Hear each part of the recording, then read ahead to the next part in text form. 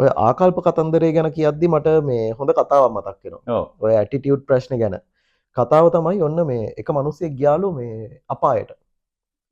මේ යාගේ මරණයෙන් පස්සේ අපායට ගියාම දැන් ඔන්න යමපල්ලා එන යමපල්ලෙක් එයාට ධම්මවල අපායේ ටුවර් එකක් දෙනවලු මුලින්ම එයාට අවශ්‍ය දඬුවම මොනවද කරන්න තියෙන්නේ ඔයාගේ දඬුවමට මේ ගෙනියන්න කලින් අපායේ ඔන්න දැන් කටු ගහ ළඟින් යනවලු කටු ගහ මේ කටුම් මුල මේක නගින්න ඕන මේක නගින්න ඕනේ ඕ මේකේ ඔන්න ඉතින් උඩ මේ ලස්සන ගෑනු කෙනෙක් ඉන්නවලු අර ගෑනු කෙනාව බලන්න කටුම් මුලට යන්න ඕනේ වගේ ඉඹුලේ උඩට නැගගෙන යනවලු දැන් මිනිස්සු ඒක දකින්නවලු ඊට පස්සේ තව ටිකක් දුර එහෙට යනකොට මේ තියනවලු වලවල් ලෝදිය වලවල් හරිද ලෝදිය වලවල් ඇතුලේ ඒ වලවල් වලට අදාළව එක එක රටවල් වල නමුත් ගහලා තියනවලු බෝඩ් එකෙන් මේ වල US මේ ඇමරිකා ඊට පස්සේ ඉතාලි ඊට පස්සේ ඉන්දියා ඒ වගේම මැද හරියකට යනකොට තියෙනවා ලංකාව කියලාත් ලංකාවට වෙනම වලක් තියෙනවා. ඔව් හැම රටකටම වලක් තියෙනවා.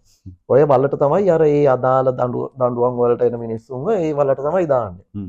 හැම වලකට උඩින් ඉන්නවලු යමපල්ලෙක්. මොකටද? වල ළඟ. වල ළඟ ඉන්නවලු. ඒකට හේතුව තමයි අර වලෙන් උඩට නැගලා ඉන්නව හදනවනේ මිනිස්සු අර යන්. ලෝදියේ ඉන්න බැරි නිසා ඔව්. අර එන මිනිස්සුන්ව ඇනලා පල්ලෙහාට ආපුව ලෝදිය වලට කාටුන් වල වගේ ආයි දානවා පල්ලෙහාට දානවා. හරිද? මේ හැබැයි ලංකාවේ වල උඩ විතරක් නැල්ලු. ලංකාවේ වල උඩ මේ යමපල්ලෙක් නැහැ. හරිද? මේ ඊට පස්සේ දැන් අර යවවලු අනිත් හැම වලක් උඩම ඉන්නවා මේ යමපල්ලෙක්. ඇයි ලංකාවේ වල උඩ විතරක් යමපල්ලෙක් නැත්තේ කියලා. එහෙම ආපුවාම අර කිව්වොත් ඔය වලට මේ යමපල්ලෙක් දාලා වැඩක් නැහැ. අර කොහෙන් මේ يعني පල්ලෙහා මේ මොකෙක් මිනිස්සෙක් උඩට මේ නැගලා එන්න හදනවනේ. ඔව්. එහෙම නැගලා එන්න හදද්දි අර වල ඇතුළේ ඉන්න අනිත් මිනිස්සයා අර නැගලා ඉන්න මිනිස්සයාගේ කකුලෙන් ඇදලා ආපහු වල ඇතුළටම දානවා.